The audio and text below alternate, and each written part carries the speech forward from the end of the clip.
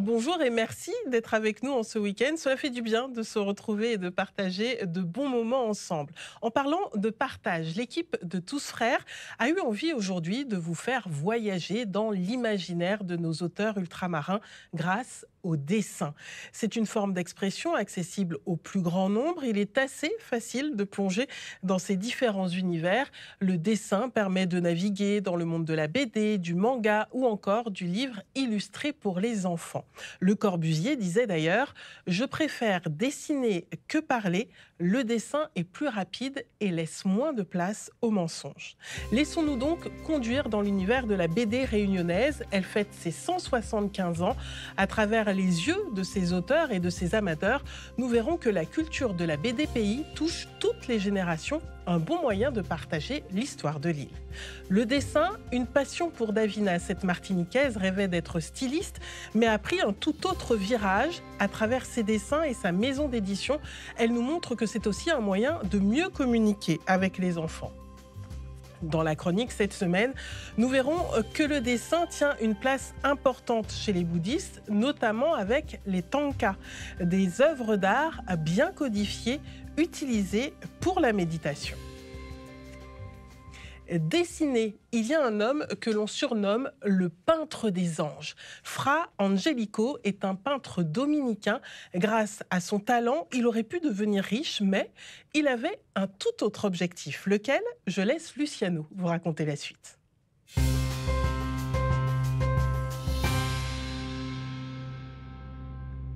Dessiner, comme dans la vie de Guido Di Pietro. Remontons le fil du temps et allons à la découverte de 3 moments clés de la vie de cet homme, plus connu sous le nom de Fra Angelico. C'est au cours de l'année 1413 que Guido Di Pietro entre au couvent dominicain de Fiesole, au nord de l'Italie. À peine âgé de 18 ans, ce passionné de Dieu, peintre de formation, va développer ses nombreux talents pour le dessin. Le début de sa vie monastique va être profondément marqué par son amour pour l'art. À chaque fois qu'il dessine ou qu'il peint, il vit de vrais moments de communion avec Dieu. Par la beauté de l'art, il contemple ce Dieu qui a lui-même esquissé toute la création. Des années plus tard, après avoir dessiné et peint de très grandes œuvres comme l'Annonciation ou le Jugement dernier, Fra Angelico est transféré au couvent de San Marco à Florence. C'est là qu'il crée de nombreuses fresques, peintures et dessins pour décorer les cellules des moines ainsi que l'église du couvent. Des œuvres d'art toutes plus belles les unes que les autres qui vont profondément plaire à un homme de passage, le pape Eugène IV. C'est d'ailleurs lui-même, le pape Eugène IV, qui va convoquer Fra Angelico à Rome en 1445. Il lui commande de dessiner de nombreuses fresques murales pour les différentes chapelles de la ville. Et c'est ce qu'il va faire. Pendant des années, il va réaliser de véritables chefs-d'œuvre, mettant en scène des saints et des anges dans la joie du ciel, d'où son surnom d'Angelico. Il va aussi passer beaucoup de temps à transmettre aux jeunes artistes sa passion et ses techniques. Et jusqu'à la fin de sa vie, il va influencer le milieu artistique italien. Ainsi, Fra Angelico a su utiliser son crayon et son pinceau pour prêcher par le dessin et par la peinture. Ses œuvres sont de véritables fenêtres qui nous ouvrent à la contemplation du ciel. Pour preuve, on en parle encore aujourd'hui. Et nous accueillons notre artiste en herbe. Bonjour Aurélie, en herbe, pas breu. Ouais. Bonjour, alors Aurélie, aujourd'hui, notre première étape nous emmène à La Réunion, dans le monde des bulles, avec 2 escales. Une à Saint-Denis, dans le nord de l'île, et une au sud, à Saint-Pierre. Il est question donc de bande dessinée, désignée d'ailleurs comme le 9e art. Et pourquoi La Réunion ? Parce qu'on fête quand même les 175 ans. Exactement, la BD et la Réunion, c'est une très longue histoire d'amour. Les premières planches datent même de 1848, on le verra plus en détail dans le sujet. C'est l'année de l'abolition de l'esclavage, la BD fait partie de l'histoire et surtout, elle nous raconte l'histoire de l'île. Et nous avons rencontré TM, qui est-il? Exactement. Alors TM, c'est lui. C'est un BDiste très connu, alors à La Réunion, mais aussi dans l'Hexagone. Il nous explique comment la BD s'est répandue sur l'île par l'intermédiaire du magazine Le Cri du Margouillat, dont on voit le logo juste derrière. C'est devenu une institution de la BD nationale. En plus des BDistes réunionnais, les dessinateurs et les scénaristes français les plus suivis ont publié des planches inédites dans ce magazine, comme Johann Sfar, l'auteur du Chat du Rabbin, aux 1 million d'exemplaires 1 vendus. million? Ah oui, c'est énorme. Et justement, quelle est la recette de ce succès? Alors, c'est la recette de toutes les BD, avec le suspense, l'humour, mais aussi la rigueur qu'on connaît à ce genre si particulier et que nous permet finalement de dire le dessin. Comment bulles et crayons se sont-ils imposés dans le paysage culturel réunionnais? Reportage d'Anna Bélissance et Sylvain Ducasse.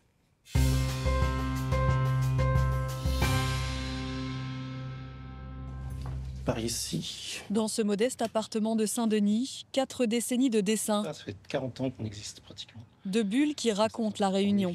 On gère notre stock ici, quoi. Une quinzaine d'albums. Et puis des magazines, on en est au numéro 37. Il y a beaucoup de numéros qui manquent, en fait, bizarrement. On n'a jamais su pourquoi tel numéro marchait plus qu'un autre. Je pense que c'est la magie de la couverture, ça, je ne sais pas. Mais c'est assez curieux comme phénomène.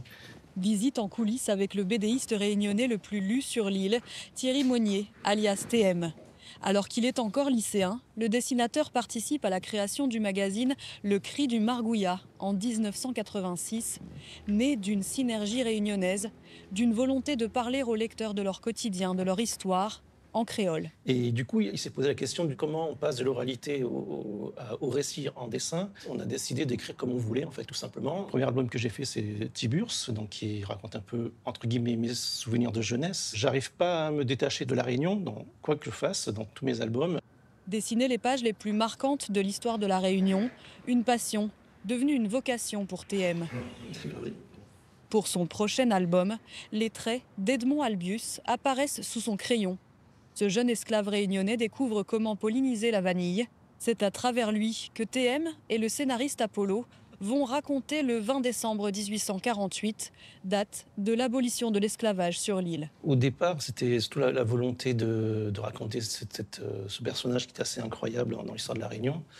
Et ensuite, avec le scénariste, donc Apollo, on a fait une résidence d'1 année aux archives départementales. Mêler la recherche historique et la fiction pour intéresser le lecteur, c'est tout l'enjeu du genre choisi. Une subtile alchimie qui vise aussi à rendre hommage avec rigueur, en laissant le champ libre à l'imagination. Effectivement, c'est-à-dire comment faire passer des notions d'histoire, comment raconter ce qui s'est passé, mais en s'aidant de la fiction. Parce que la fiction, elle est là pour maintenir une attention au lecteur, lui donner aussi des sentiments qui ne sont pas faciles à rendre dans un livre d'histoire, quoi. 1848 est une année exceptionnelle pour l'île à double titre, l'abolition de l'esclavage, mais aussi la naissance de la bande dessinée. C'est à la bibliothèque départementale que de précieux documents révèlent toute la richesse de cette histoire. Le recueil, que transporte avec précaution le directeur Pierre-Henri Ao, vient tout juste de sortir de l'avion. Le journal satirique La Lanterne Magique, imaginé et dessiné par le jeune Potémon, projette l'itinéraire de Sarda Garriga en 1848, commissaire général de la République, venu faire appliquer le décret d'abolition de l'esclavage. Il est apparu en vente, ce recueil, à Paris, il y a quelques mois. On connaissait en fait quelques planches de ce journal que les archives départementales possèdent déjà, et on ne connaissait pas l'ensemble. Ce qui est certain, c'est que ce titre était absent de tous les recensements de presse. Ces estampes, on les doit à la lithographie d'Antoine Roussin, une technique d'impression accélérée, révolutionnaire pour l'époque. La lanterne magique est la preuve que la BD est apparue ici, dans l'océan Indien, 15 ans seulement après la naissance du genre, en Suisse. Bonjour monsieur Thierry Monnier, ça va toi? Le retour de cet ancêtre de la BD sur l'île Ça c'est le dernier trésor. intéresse particulièrement TM. Alors montre-moi cette merveille. Alors voilà la première planche, déjà la feuille titre, la page couverture.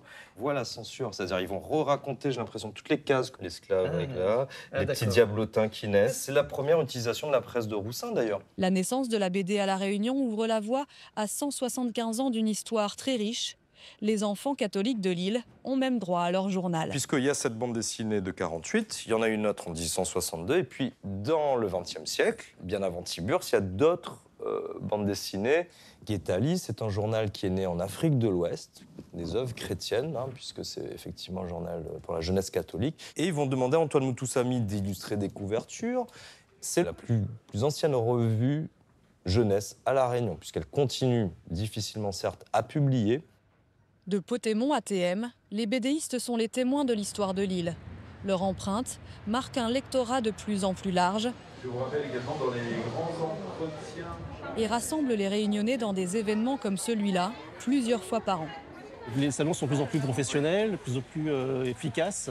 C'est important parce qu'en tant qu'auteur, en tout cas, on travaille toujours de façon isolée. Donc c'est le moment où on rencontre son public, et notamment scolaire, ce qui est quand même les lecteurs de demain. Donc c'est important de les impliquer là-dedans. Au Salon du Livre Athéna, tous les genres littéraires sont représentés. Mais c'est l'occasion pour la bande dessinée réunionnaise d'afficher son dynamisme et sa diversité. Je ne sais pas si on peut parler d'école de la BD réunionnaise, mais il y a effectivement des interactions, beaucoup d'auteurs. Il y a eu beaucoup de libraires ou d'éditeurs qui se sont installés assez récemment. Donc on sent qu'il y a un vrai mouvement. Oui. Plus d'une centaine d'auteurs de BD en activité sur l'île et une passion pour les bulles qui se transmet de génération en génération. Moi j'étais fan petit et puis ma fille c'est pareil. Donc on visite les stands, les librairies, etc. Et puis au fur et à mesure, on devient connaisseur. Là, on rentre, on voit des titres et ça réveille aussi chez nous l'envie de lire. Notre fille de 10 ans, elle lit de tout. Mais c'est vrai que la BD, elle va le lire en une heure de temps, même moins. Avec un genre nouveau qui séduit ici aussi. Le manga a ses auteurs, mais aussi ses lecteurs sur l'île. C'est le dernier sorti. Ouais. Le dernier Tokyo Revengers, c'est ce qu'il manquait à la collection d'Isaya, 11 ans. C'est l'un des mangas que je préfère parce que j'adore tous les personnages et les dessins, ils sont magnifiques. Là, c'est Sanju. C'est une fille qui est arrivée très tard dans le manga et lui, c'est le héros, il s'appelle Takemichi. Le manga, c'est plus d'une vente sur deux, puisqu'en fait, le manga a détrôné la BD franco-belge depuis 2 ou 3 ans. Et ça reste quand même la locomotive du 9e art aujourd'hui. Des grands classiques de la BD franco-belge traduits en créole aux influences japonaises des mangas réunionnais. Les wagons du genre sont à l'image de l'île, métissés et en mouvement. Et pour la sortie de la nouvelle BD de TM, 20 décembre, chronique de l'abolition, regardez, ça se passe à travers les yeux d'Edmond Albius, qui est le jeune esclave réunionnais qui a inventé le processus de pollinisation de la vanille. Ça sort en fin d'année. Une bonne idée cadeau, Aurélie. Merci beaucoup, Aurélie. Puis nous, avant que vous m'offriez un cadeau pour Noël, on va où? On va à Paris rencontrer notre invité Brunor, qui est donc notamment auteur de la BD Les Indispensables, une collection de 12 volumes qui confronte la religion et la science. Bonjour Brunor. Bonjour. Bonjour. Merci. Très heureux d'être avec vous. Eh ben, le plaisir est partagé, figurez-vous. Alors, première question, pourquoi avoir voulu mettre en relation, notamment dans votre collection, la religion et la science? En fait, c'est un problème que tout le monde pose. Moi, c'est venu par une question de jeunes que j'ai prise au sérieux. Mais je m'aperçois que c'est vraiment beaucoup de nos contemporains qui sont arrêtés à un moment donné en se disant « mais la science ne dit pas du tout la même chose que la religion, donc je choisis le réel, je choisis la science ». Voilà. Et moi, je voulais montrer qu'au contraire, ça peut marcher ensemble et même ça peut nous apporter des surprises tout à fait étonnantes. Quel genre ? Eh ben, quel genre? S'apercevoir que justement, la science qui est incapable de juger une philosophie ou une religion est capable de juger comment les gens ont raconté le monde dans les différents courants philosophiques. Et la surprise, c'est que si on les met en comparaison les uns et les autres, depuis l'Antiquité, eh bien les Hébreux bibliques sont ceux qui ont le mieux compris le monde de toutes les pensées, même les Grecs philosophes, etc., depuis l'Antiquité. Vous voyez, et ça, c'est très inattendu et c'est vérifiable par les lecteurs eux-mêmes qui peuvent refaire l'enquête. Alors, vous parlez de lecteur. Vous-même, vous étiez un lecteur et vous êtes encore un lecteur de bande dessinée. De lecteur à dessinateur, qu'est-ce qui vous a incité à sauter le pas ? Disons que j'ai eu de la chance de gagner ma vie comme illustrateur, hein, pour nourrir mes 4 enfants, mon épouse. Et là, depuis une quinzaine d'années, je suis revenu à mes premières amours de la BD parce que j'avais créé un journal amateur quand j'étais étudiant avec 2 amis qui s'appelle PLG, qui est assez connu dans le monde BD. Vous voyez, donc je suis tombé là-dedans étant petit. J'ai travaillé au journal de Tintin Reporter, j'ai fait des choses comme ça. Donc c'était assez naturel de parler ce langage BD pour rendre accessible des choses parfois un peu compliquées comme les courants philosophiques, les religions, tout ça.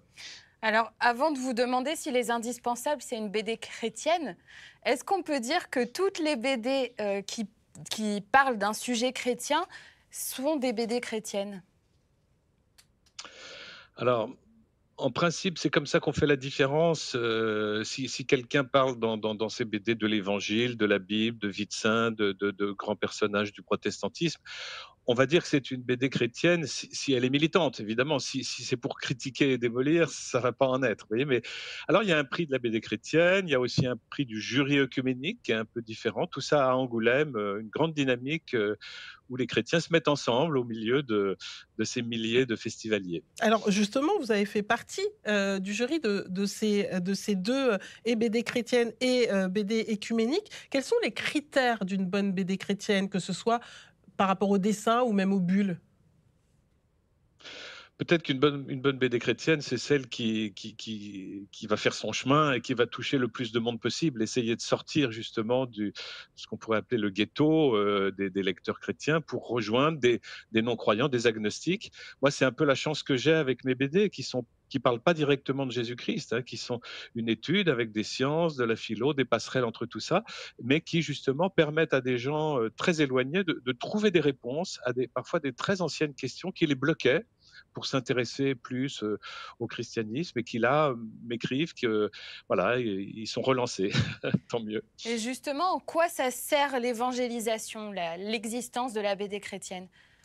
Pourquoi ça atteint les gens? Alors ouais, l'existence de la BD chrétienne. Vous savez, au départ, en fait, les grands quotidiens, hebdomadaires de BD européens, c'était donc Spirou et Tintin. Et ils étaient tous les deux en concurrence, mais ils étaient tous les deux portés par des familles d'éditeurs qui étaient chrétiens.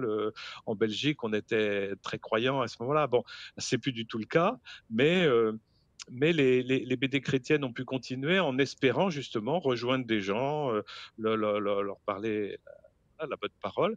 Et c'est une bonne BD, voilà, quand elle est passionnante et qu'elle n'est pas une simple suite d'images, parce qu'il y a aussi des sortes de fausses BD parfois avec des suites d'images, mais il faut que ça raconte une histoire passionnante. Alors, il y a à la fois le suspense, il y a aussi l'humour. La BD a aussi un genre humoristique. Ça veut dire quoi? Que la Bible est drôle? Alors, il y a beaucoup plus de choses drôles dans la Bible que ce qu'on peut imaginer. Prenez par exemple l'épisode de l'aveugle que Jésus guérit. Eh bien, vous pouvez le relire dans Saint Jean. C'est une histoire absolument très drôle sur 3 pages. Et on voit comment ce type très courageux, ce jeune gars qui vient d'être guéri, ce jeune handicapé, se moque des pharisiens, se moque un peu de tout le monde et va retrouver Jésus après, quoi. Ouais. Alors, une parole de Jésus, c'est « Heureux ceux qui croient sans avoir vu ». Finalement, dans la Bible, il ne fait pas trop de pub aux dessinateurs.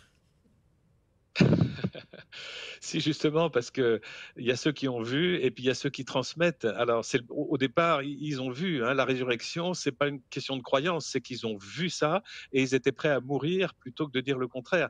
Et les successeurs ont vu leurs prédécesseurs prêts à mourir, donc eux aussi ont été prêts à mourir. C'est comme ça que ça se transmet depuis 2000 ans jusqu'à nous, vous voyez. Donc, on ne voit pas forcément la source, mais la source peut être rapportée. C'est aussi le travail des prophètes, hein. On ne voit jamais le prophète parler avec le Créateur, mais on voit le résultat de cet échange et qui porte du fruit et qui va conduire à faire des choix nouveaux. Par exemple, à arrêter l'esclavage.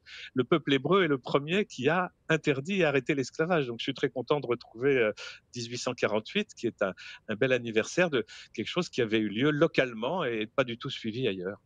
En tout cas, merci beaucoup pour toutes ces explications. C'était vraiment passionnant. Merci Brunner. Je rappelle que vous êtes auteur notamment de la BD Les Indispensables. Traversons maintenant l'océan, direction la Martinique. Nous faisons escale dans un chef-lieu que je connais bien, puisque c'est Fort-de-France, où nous avons rencontré une autrice et dessinatrice. Exactement, regardez Muriel.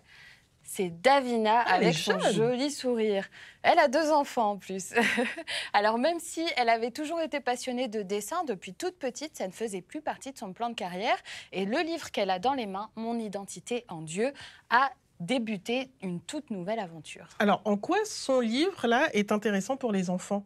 Alors d'abord parce que avant de parler, avant d'écrire, eh ben, on commence toujours par le dessin pour tous les enfants. C'est vrai. Vous êtes bien placés pour le savoir. Ouais, mais ils sont plus ou moins réussis hein, selon les enfants. Bon. En tout cas, c'est un langage universel. Donc Davina me disait qu'utiliser le dessin permettait notamment aux enfants de concrétiser des concepts qui peuvent être un peu abstraits au départ, comme celui de l'amour de Dieu, par exemple, comme on le voit ici, où elle a dessiné un enfant dans ses bras.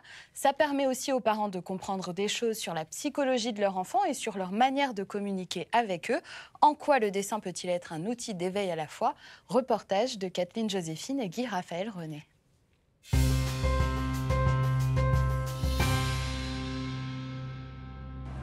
J'ai toujours dessiné. Quand j'étais jeune, j'ai fait des collections de styles. Dans mon cœur, c'était être styliste modéliste. J'ai étudié en France, je me suis mariée, je suis tombée enceinte. Du coup, je suis rentrée ici. Et là, j'ai enseigné. J'ai surtout été confrontée à des jeunes perdus et des jeunes qui n'ont pas envie de vivre, en fait.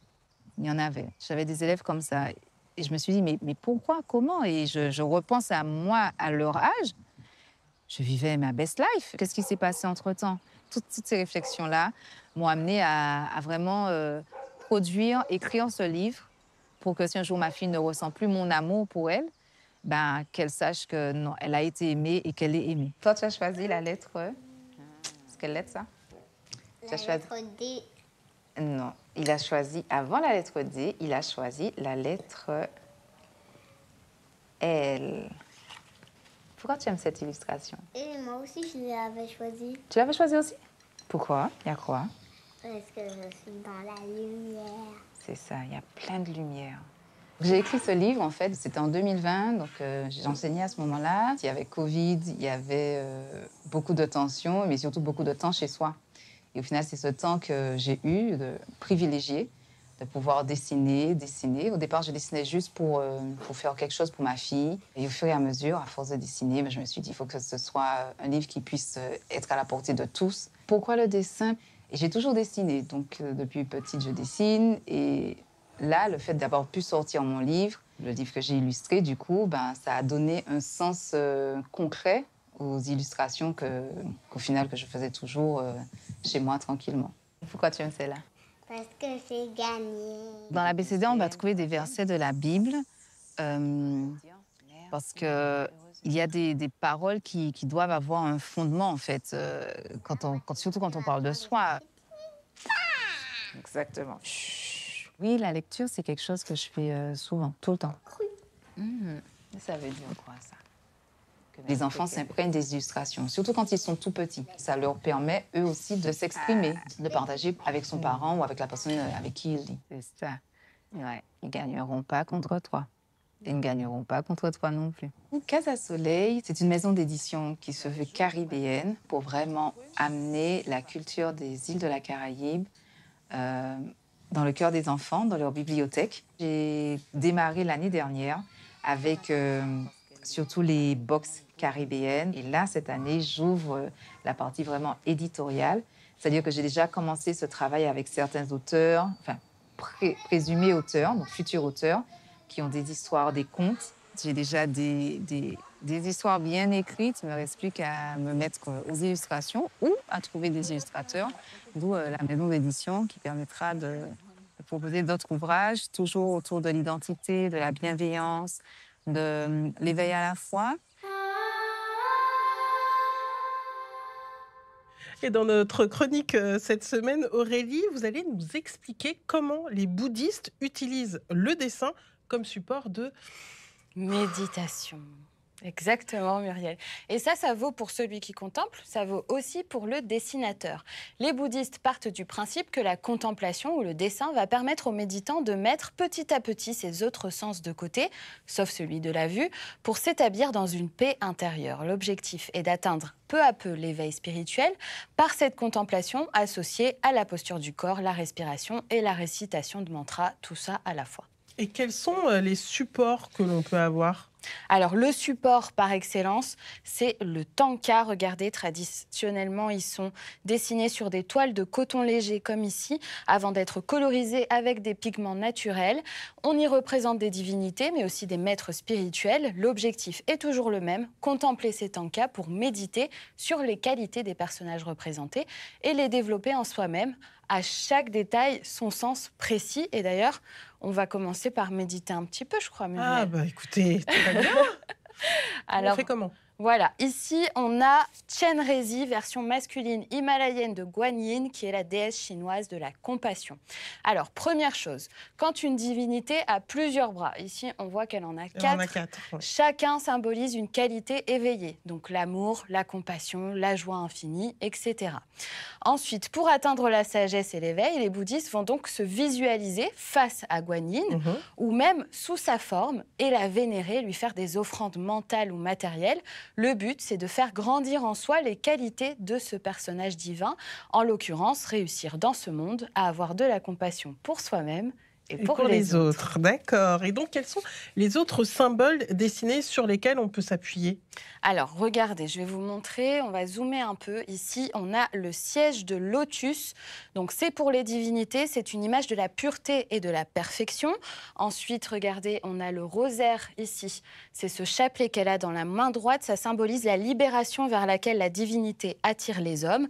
Et la peau de biche, que vous voyez là sur ses épaules, ça symbolise la bonté légendaire et l'esprit d'éveil.